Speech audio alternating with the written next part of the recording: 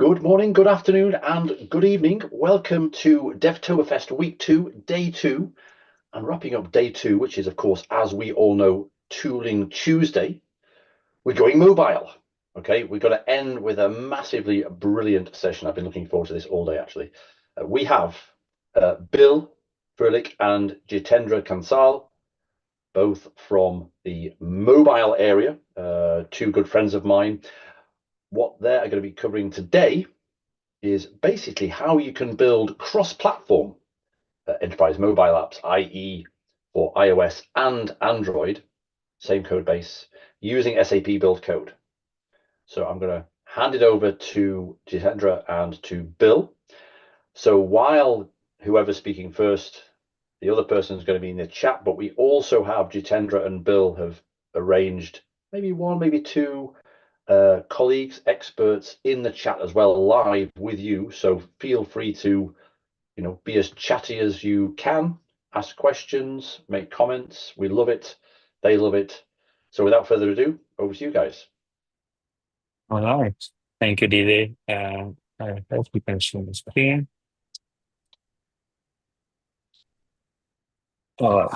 So a very warm welcome from my side as well. So in today's session, we're going to cover the new experience that we recently launched in SAP Build Code that to provide capabilities to build mobile applications, right? And also use generative AI to enhance your application, right? Before we dive into the demo part, I want to cover some of the basic aspects briefly on what is Build Code and what is mobile services and MDK and related.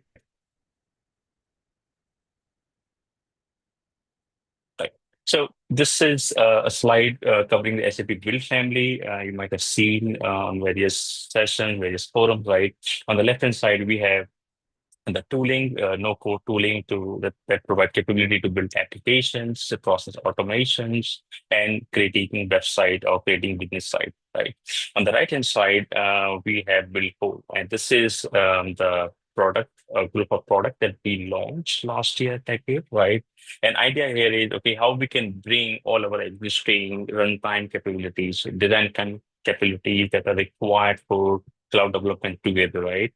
So that it's easy for our developers, right, when they are, let's say, creating a full stack application. So everything what they need end to ends are available as part of a single plan, right? So that when they need, they have things there, right, for their business and development, right? In addition to this build code, we also have generative AI capability in the design time that provides capability to not only create your first application, but also you can enhance your existing applications, right? And this is we will see in context of mobile development, in shortly. As part of Build Code, mobile services is one of the services, right? It provides all the toolings, right, that is required to build enterprise mobile applications, right? And let's go dive into the mobile services and understand, right, why someone choose mobile services to and mobile application, right? First of all, the mobile services is a strategic investment from SAP, right? And this is an area that we have been investing heavily, right? So any new and great feature that is coming to market, we are making sure that our mobile toolings are adapted so that it helps our customers when they look into those new capabilities, infusing into their app development, right? And think this from the decision maker, right? Someone who is deciding, right? Okay, they're gonna go with mobile services. So mobile services provide a lot of toolings that not only give them a quick start for their mobile app development, but also provide a lot of administrative capability, right? Let's think of how you protect your backend, right? And what kind of access you want to grant, right? So that user has access to the certain artifacts from your backend, right? How can you ensure that your app is you have the full insight of the app health, right? In terms of okay, who is using an application at what time, right? And if you have to take certain call, right? Maybe you have to revoke the access, for example, right? Due to some reason, right? You have that capability, right? For from administrator side so that you can take those calls, right? And how can you ensure that you are able to understand if, let's say, there is reporting a problem, right? You have full insight into log and tracing, right? So all these capabilities are provided as part of the box as part of mobile services, right? And our focus is more the customer don't invest their time into those administrator related tasks, but we are providing them out of the box, right? And but more focus on solving the business requirement, right? So what do we need, right? So like you have data in residing in your on-premise system, right? Whether it's ECC or S4 public, S4 on-premise, right? Or in cloud, right? And the goal here is to bring the data on the mobile devices, right? And this is where the mobile services on BTP comes into picture that simplify the whole process. When we look into the details of what are the capabilities are on on the BTP and also on mobile services for our customers, you will see here is okay. There are a lot of platform services, right, on BTP. For example, identity management, right? So let's take an example, right? So when you're logging into applications, right, mobile applications. So first we have to authenticate on the platform, like based on the trust that you have configured, right? Once platform identify you, then you basically your request goes to the mobile services, and that's where you access the application, right? And similarly, there are also the services that you can use out of the box, like Translation Hub, Discovery Services, and all these services. What you see on the bottom part, these are being inherited by the mobile services, right? So that means customer not only can leverage these services, right, in mobile application, but also any other kind of application that they are developing on BTP. Those services are there for them. But there are also additional services, or what we call it microservices, and these services are mainly designed and developed to solve the enterprise problem, right? Um, let's take one example here, right? So you have a requirement where your users are working in a remote area, right? Or they're working in a plant which is in middle of the ocean, right? And you want your users to access the application without any interruption, right? And that's where the offline capability on mobile services come into pictures, right? And with little configurations, you can easily make your app offline enabled. And similarly, we have push capability, right? And so mobile services provide a push abstraction layer, and with little configuration, you can easily enable push capability in your mobile application, right? And so on, like you can integrate with theme designer, and then get the theme from there and apply to your mobile application. But also, right, there's also login, tracing, crash reporting capabilities, right? So that you can inspect into what's going on, right? And when you're reporting a problem, and then provide a solution accordingly, right? So all these capability, what I just talked about, these are more the configurations, administrator oriented, right? But when now look from the developer point of view, right? What is there for me as a developer, right? So, and that is where we provide MDK and SDK. So MDK here, mobile development kit, right? And this is our cross-platform mobile development offering, right? So you develop your application once, and then you can run it on iOS, Android, and also in the browser, right? Whereas we have SDK for iOS, SDK for Android, these are our native SDKs, right? So you use your native skills, and then you build your application in the same ecosystem. The good part about this SDK and MDK is the end results remain this all following the Froelich design guidelines. So meaning the UI controls available in all these SDKs and MDKs are confirming the Froelich design guideline that we have at SAP. Right. And so this session is more focused around a mobile development kit, right? And there are also session later this week on SDK for iOS, SDK for Android. So check out those sessions if you're interested to know more on these SDKs. Then moving to next slide, and this is my last slide before I hand it over to Bill to, to cover the demo part. So the question here is, okay, why choose SAP mobile development kit, right? So what are the value proposition? So think of this as so we provide a flexible development environment, right? So MDK has editor support in Build Code development environment where we have template to get started with. We have visual editor support where you can create UI screen, you can drag and drop control and build the pages, right? And create events, for example, right?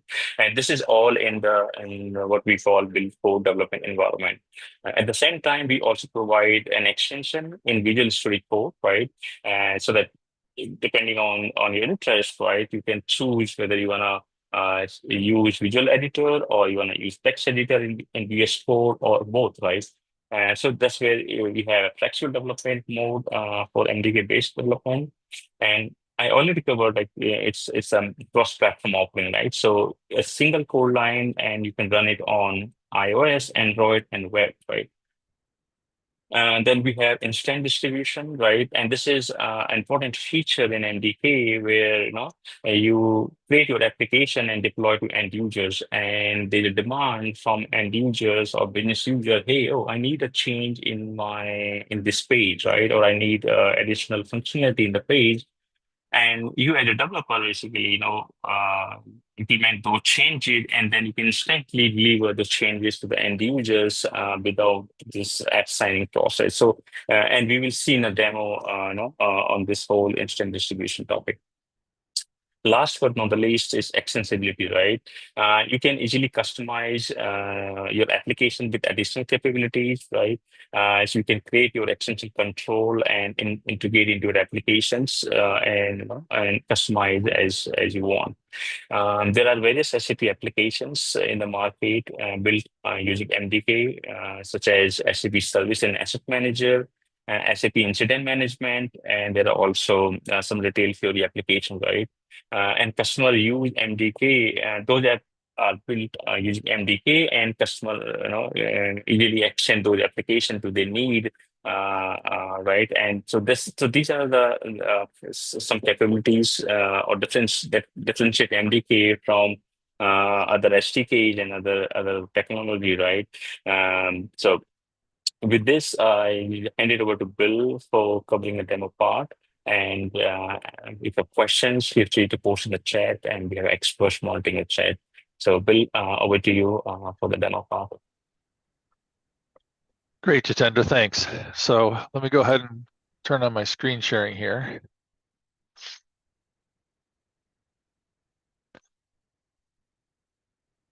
All right, so what we're going to do now is we're going to take a look at actually creating an application. So we're going to start from scratch. This assumes that you've got your SAP Build Code environment configured in your BTP account already. And where we're starting from here is the SAP Build Lobby. So from the lobby, we can create new projects or clone existing projects from a Git repository. But we're going to start with creating a new project from scratch. So we're going to go ahead and say create. And because I'm not subscribed to these others, I don't have access to those options. But if you've got those configured in your account, you'd have access to all these different options within SAP Build. But we're going to go ahead and build an application, and we're going to use the SAP Build Code environment for that. So I'm going to click on Build Code. And lastly, I'm going to choose Mobile Application. And at this point, I need to give it a name. So I'm going to call this Devtoberfest 24. And I give it a description. This is my MDK Devtoberfest app. And I can either create a new dev space for it, or I've got an existing dev space that I'm going to use. Just go ahead and say create. And it's going to now go ahead and create the app structure for that, the basic, which is going to be an empty application, and create that in Build Code editor. So once that is created, then now it's been created, we can go ahead and launch into the Build Code editor simply by clicking the link for the name.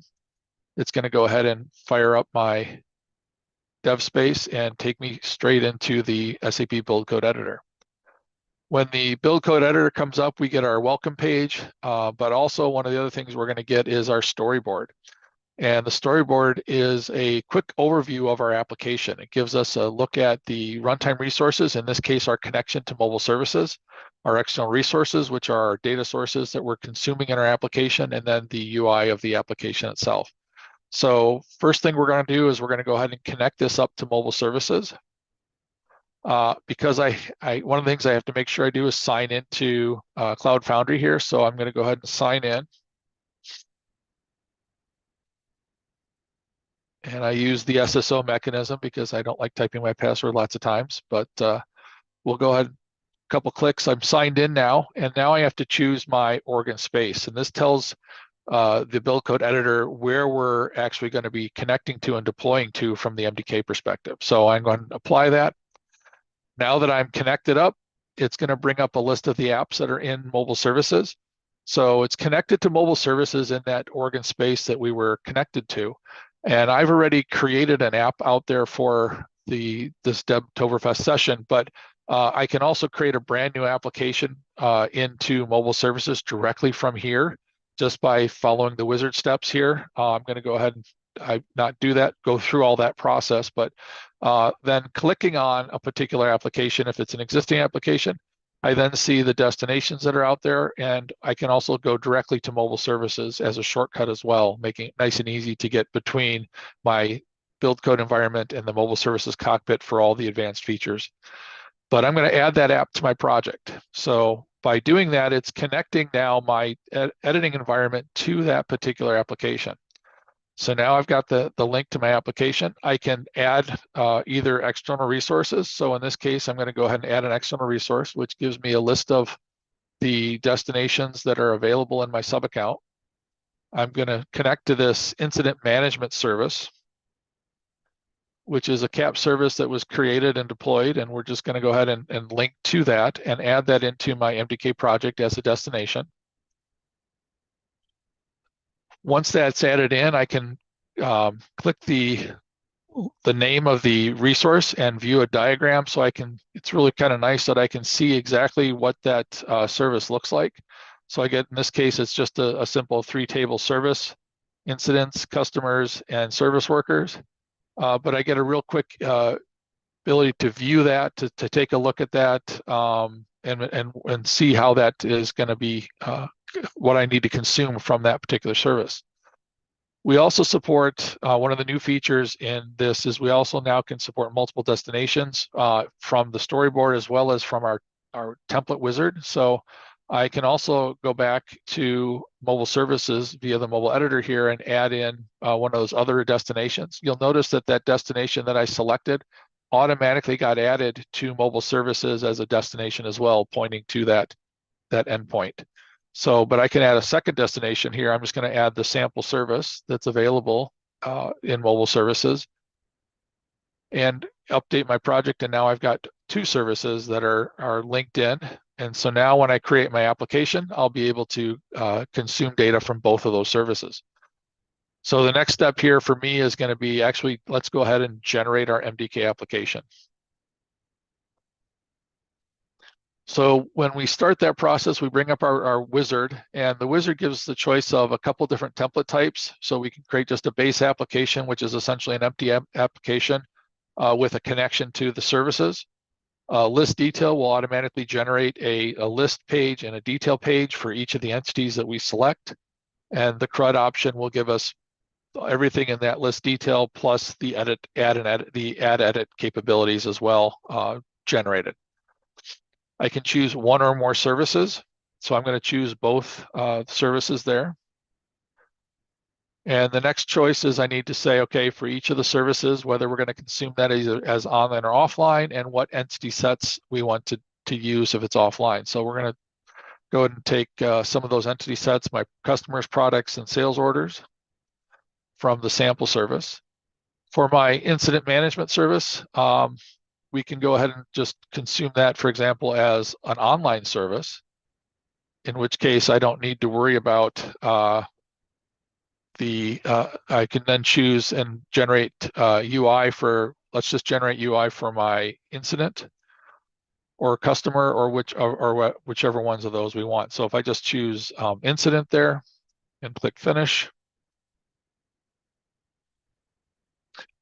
So now in my build code editor, we've successfully created my MDK application. So on the left-hand side in the Explorer view here, we see the structure of my MDK application. It's organized into folders for the different types of objects in the MDK application. The main three that we look at we'll look at here are actions, as well as our pages and our rules. And so that gives us the kind of the key three that we look at. The actions define all the different interactions with the user and with the back end. Our pages is the UI, and the rules is our business logic. So without doing anything, we can deploy this application, and we've got a running application. It's available cross-platform. So I can go ahead and deploy this, and I'm going to deploy this to mobile services.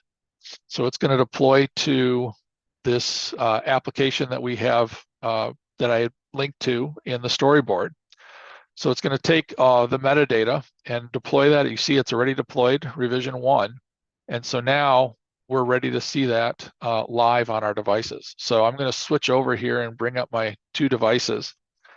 And on the left, I've got my iPhone. On the right, I've got my Android phone. And so I've already signed in just to save time here. But you'll notice that it didn't have any metadata initially. And this goes back to that instant distribution that Jitendra was talking about. So this is what I'm running here is the mobile development client or the mobile services client from the app stores. And I'm going to go ahead and just say now, and then I'm going to check for metadata here on the Android side and say now. And you'll notice that right now, then I now have an application. And so what we have is the template application that we generated in Build Code. And so by default, I get a list of the different entity sets for each of those entity sets that we have out there. For example, customers, I have the list of all the customers. And then I have a detail page for that customer because I chose the list detail template.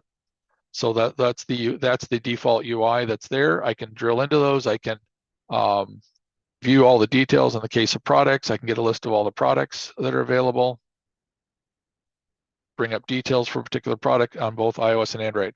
And so now from a single code base, we've got this cross-platform application built using MDK on top of the BTP SDKs. So we get the native controls and the Fiori experience on both devices.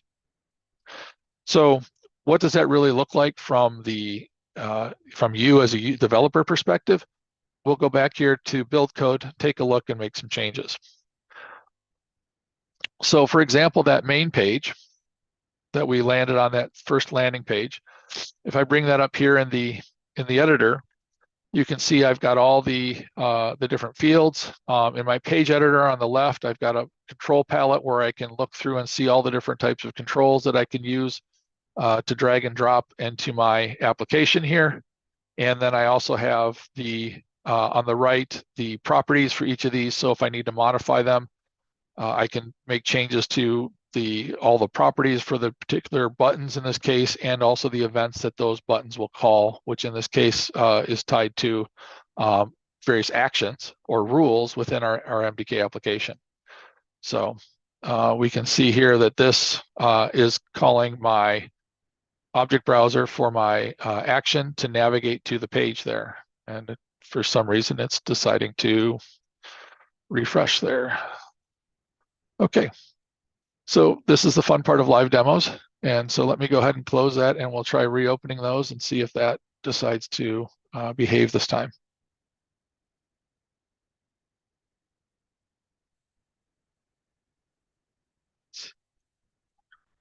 There we go. So here's my object browser, which shows all the different things that we can select from. In this case, my actions and rules or expressions. And we've got an action here that's the navigate action to display a particular page of the application. So making changes is just a matter of modifying those. So if I want to trace through, I can jump to that particular action. Let me jump to my nav to customers action. And then from there, I'm going to jump over to my actual list page so we can easily trace through the application in Build Code.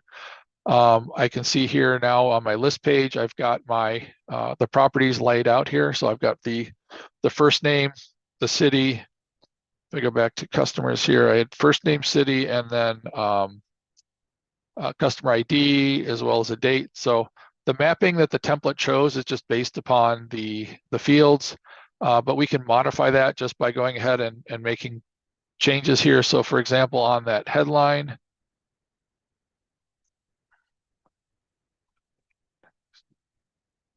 my title, instead of showing first name, I could do first name and last name. So I can bind in the first name and the last name.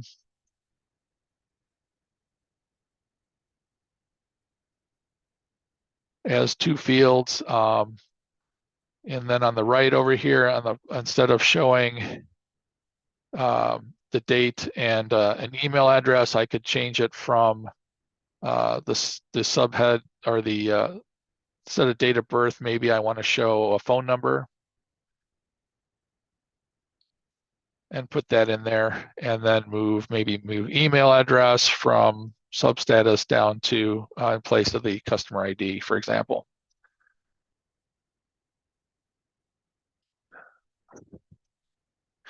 So very easily I can rebind that control, and then when I'm ready, I can just deploy that out, and then instantly that'll become available to all of my users. So deploying that out to mobile services and jumping back over to my devices. Now that that's deployed, I can check for updates manually, or the app will automatically check in the background and notify the user when it finds the new definitions. So it's deployed those new definitions. If I go back to my customer page, I now see those changes with first name, last name, the phone number, email address, and country. So that's just a real quick look at some of the very, very simple basic things that we can do. What we want to do is also then now introduce some of the other more advanced things that we've introduced recently here in Build Code, and that's our AI generation capabilities. So not only can I build a page from a template, I can have Joule help me build pages and actions and do some translations. To access that, I need to go to the Joule panel in the Build Code editor. So on the left-hand side, I select the Joule icon, and you can see I've now got the 3 different generators that are available to me. So the first one I'm going to use is our page generator. And so I select the page generator. I select what service I want to work with. I'm going to use my sample service. And in this case, I want to go ahead and have it, let's say, how about we generate a page displaying a list of customers. And I'm going to ask Joule to go ahead and think about that. And what it's going to come back with now is it's going to actually take a look at the data model that we've passed in there, our sample service. It's going to come back with a page and give me a page here, in this case, my customer list page. And we can see here the contents of that page.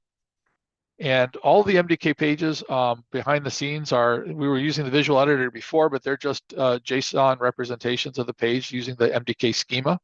So we can see this as using the object cell, very similar to what we saw before. And it's bound to my customer's entity set. It's going to return the top 10. And additionally, it's going to give me an action to nav to a detail page, which it hasn't generated yet, but and then also the a rule. It generated a rule to get the count of all the different customers. So you can, if we like this, we can go ahead and accept that. And I can accept all 3 of those, and it added those files into my MDK project. So now that those new pages and actions and are all available, I need to then obviously find a way to display them. So if I come to my pages, we now have the customers object table page that was just created. So if I click on that, it opens it up. In the editor, if I didn't like any of the changes, I can make changes to that here, either in the visual editor, or I can toggle between the visual editor and the text editor to be able to take a look at that and make changes in either view. Both of those are valid to make changes in, and they will reflect in each other. And if I like it, I can just go ahead and start using it as is. So for us, we're going to go ahead and take a look at that on the page. So we're going to go ahead and add a new, add a button table, a new table here at the bottom to display this. I'm going to put a button in there, and I'm going to throw a header on that. This is my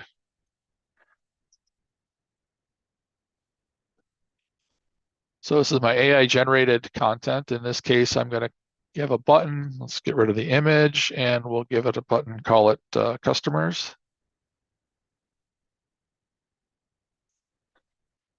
And then obviously I need to have an event. When I have a button, I need to tell it what to do when I tap on it. So I'm going to bind that to an event. And we're going to use our navigation action here. So the template gives us generic actions that we can override. So I'm going to use my generic navigation action. And I'm going to override that and tell it to open up that new page that we just added, my customers object table page.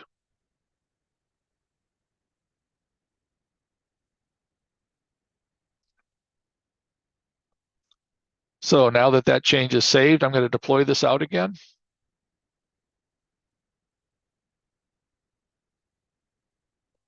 And while that's deploying, I'll switch back over to my devices.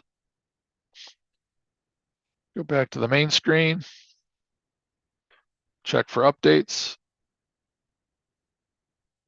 And instantly have those changes. So now I have that new section there for the AI generated. And that opens up now my customer list.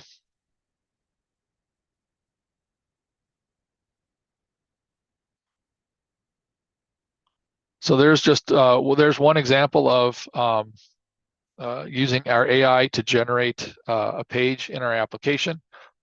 We can also do more complex AI generation as well. Let's go back to Joule here, and let's do another generation here. So we're going to generate another page. We're going to use the incident service this time. And I'm going to use a more complex prompt here. So I've got a prompt that I'm just going to cut and paste in.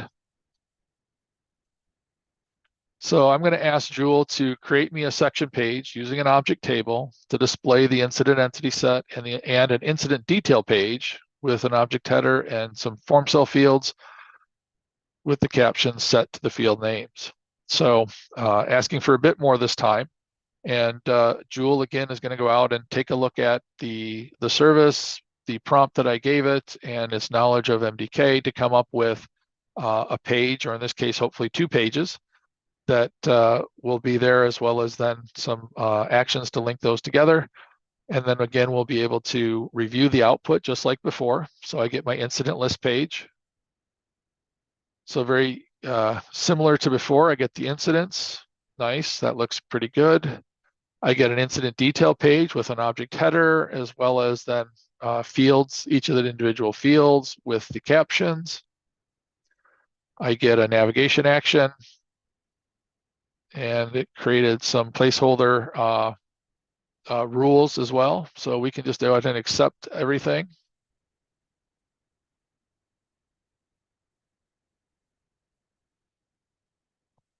All right, so there, now again, we've gone ahead and added some more app pages into our application using Joule.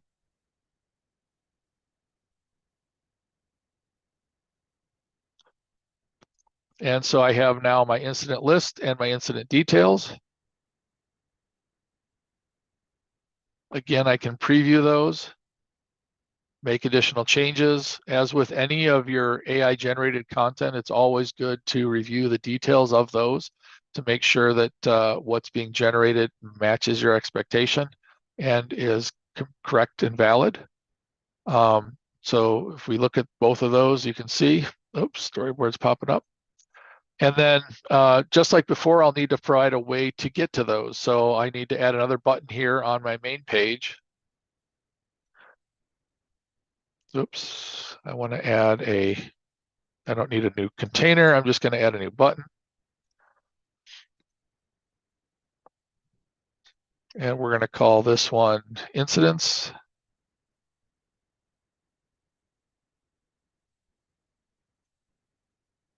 And like before, we're going to go ahead and use my generic navigation action to link that over to that generated page.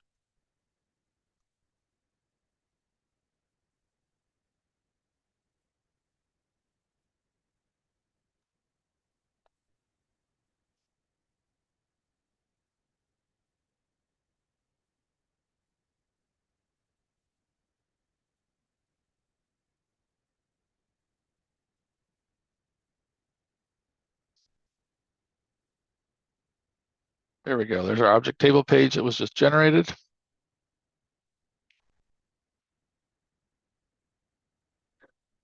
So that's there. So if we then trace through this and we jump to that. Oh, we jumped to the wrong. I had to go to, since I overrode that, I need to bring up the overrides and then jump to the page, which is here. Looking at the particular the event here, this is then going to link to my using the nav2 incident action. So I should have that nav2 incident detail page here as my action.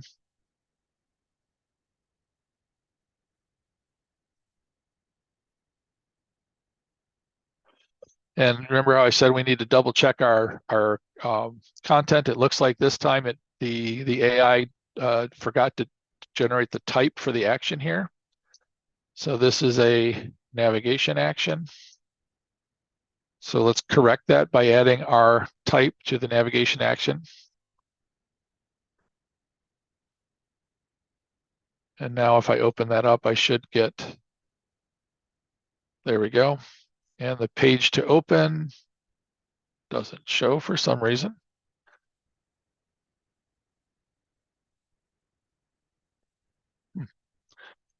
Well, let's double check and we'll just go ahead and correct that here using our object browser.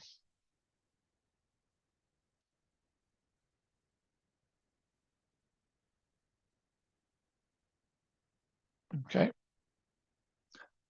And now that we've got that corrected in LinkedIn, let's go ahead and deploy this and take a look at what we get generated.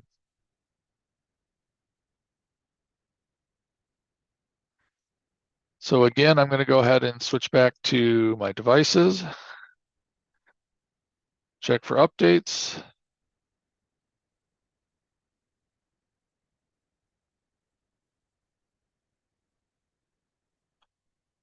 And bring up my incident list. So here's the list of the top 10 incidents. And clicking on any one of those will bring up my detail page showing the detail and the different fields for that particular item.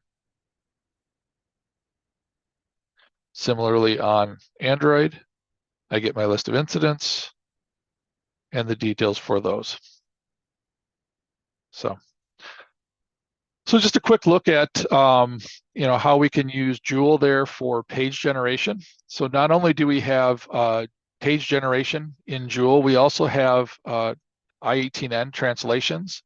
So MDK does support multiple languages.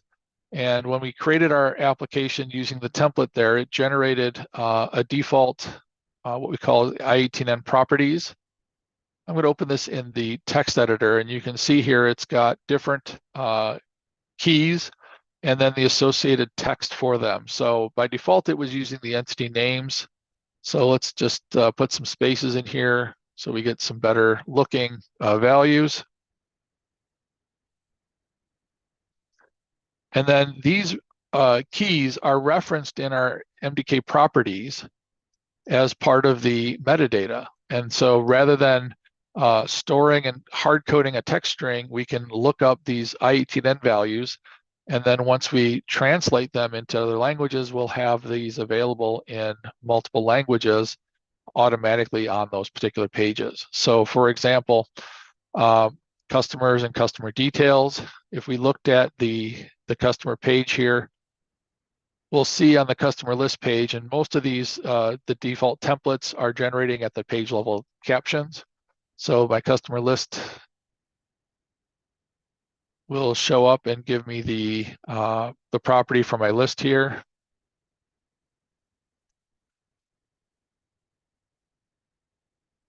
Let's try reopening that again. Let's just open it, go straight to the text editor. We'll see here for the caption, we're using our MDK expression to look up the language translation for the customer's keyword.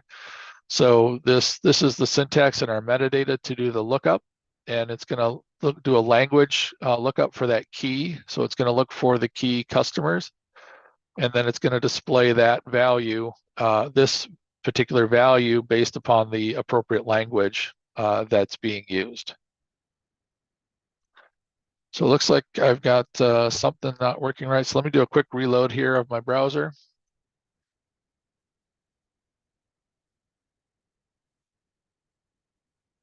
Hopefully that will correct my issue there. And so using my the I18N files, we can also add additional keys. So we could add whatever keys we wanted. So we could do a main caption. This is my main page. So I can add additional keys, and then I can consume those keys in my application, either through the metadata in the text view or in the graphical view. So for example, my caption here, instead of being hard-coded to main, I can use my object browser to pick one of the I18N objects. And you can see here that I get the list of localizable strings that it knows about, and I can use the main caption, which is my main page. And so now instead of the word main, it'll say my main page on that first page of the application. Similarly, for these buttons, all these button labels have hard-coded titles by default for the template, but again, we can bind those just like we did with the others. So if I picked customers and products, let's just do customers and products, just to do a couple of them real quick.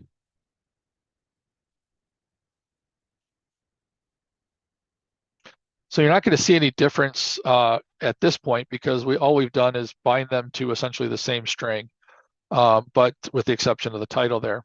And but now we can also then use Joule to help us with our translations.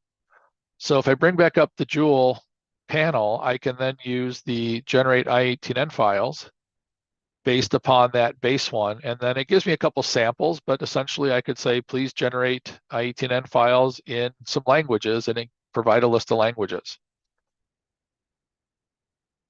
And when I send that to Joule, Joule's going to go ahead now and read those key values and do the translations for us, and return back a list of files, stage a list of files, in this case, one per language. So obviously we get our English, and then, but if we also look at German, we'll get the German translations for those. We'll get Italian, Japanese, French, and all the languages. So if we say accept, we're now going to take all those files into my MDK project, and we now have the individual files here. We can also view our I18N files in a I18N editor, which allows us to see multiple languages side by side.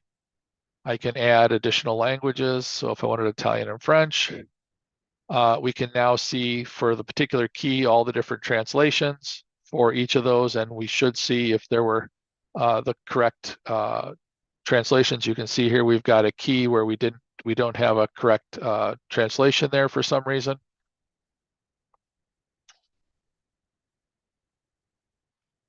Oops, I meant to open that in the text editor there. So yeah, so there's where we've got something. So I'd have to dig into that a little bit, but we could figure out exactly, see why I've got some missing keys there. But for the key ones, customers and products, those are the two, and the main caption, those were the three that I wanted to, I set in there beyond the page titles. I see those translated there. So if we go ahead and deploy this out again, And like before, I'll see then that change instantly available on my device. So jumping back to my devices here real quick. Checking for updates.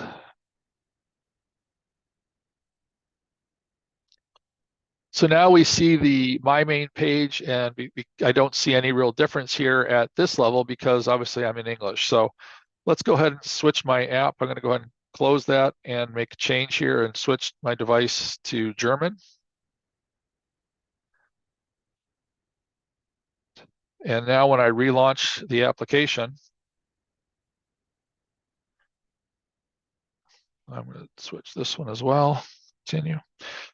You'll notice that the prompts and a lot of the are now switched to German. There we go. And now we see the translated text here at the caption for our main page as well as for customers and products. So on iOS, my connection got lost. Let me reconnect my device.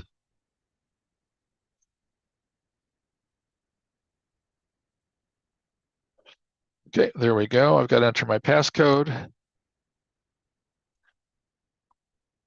And again, I've got my caption in German as well as my customers and products. So very simple to use Joule and the i18n generators to create some translations. We can also do this as we build our application and add additional changes to the i18n file and then retranslate and merge those together to get our first our translations done. Obviously, you'll want to review with all translations, to make sure that those are appropriate translations. But a quick look at how we can use Joule to enhance our application and use the AI to help us generate both pages and i18n. We also have an action generator to help us generate MDK actions. This is our first release of this, and we'll be continuing to enhance that as we go forward here to add better support for generating additional page layouts and content, as well as the rest of the AI within the MDK application. So at this point, I'm going to go ahead and turn it back over to Jitendra for final wrap up, and then any key questions we have to cover before we finish up here. All right, thank you, Bill, for the good demo. Right. So I hope you get understanding on this whole the new experience that we launched in SAP Build Code for developing mobile applications and using generative AI to enhance the project, right? And all of what Bill has showed is you can try in trial accounts, and we're going to share a list of tutorials to get started with, and also additional references that we have sampled at GitHub repository, right? So you can basically look at all those details here, including documentations. With this, I think this is all from our side that we want to cover. And so back to you, DJ, for closing remarks. That's fantastic. Do you want to stop sharing now? Thank you, Jitendra, and thank you also, Bill. Thank you also, everybody in the chat, especially Sandeep, for fielding those questions prize. But that was amazing conversation we're having there. So yeah, thank you for being involved. Now, Jitendra and Bill, if you want to share some links and so on, either you can share them in the comments to this YouTube video, or as I will suggest, and I'll share the link in the chat right now, the link that I've just shared in the YouTube chat is the link that most people possibly followed from the SAP community, which is all about this particular session. And of course, Jitendra and Bill can add comments to the bottom of there with as much text and URLs as you want. So I suggest that we all gather round that page for sharing links to tutorials and so on. And it just goes for me to wrap this up by saying thank you so much to everybody who has been watching and having a conversation and asking questions, but most of all, thanks to Bill and Jitendra. I'll give the last words to you two. Yeah, I just want to thank everybody for attending today and look forward to interacting with you on the community. We have a very active community on the SAP community there, so look forward to your questions and presenting more in the future with you. Yeah. Thank you from my side as well. So thanks for dialing and listening. Okay. Bye, folks. Thank you. Bye.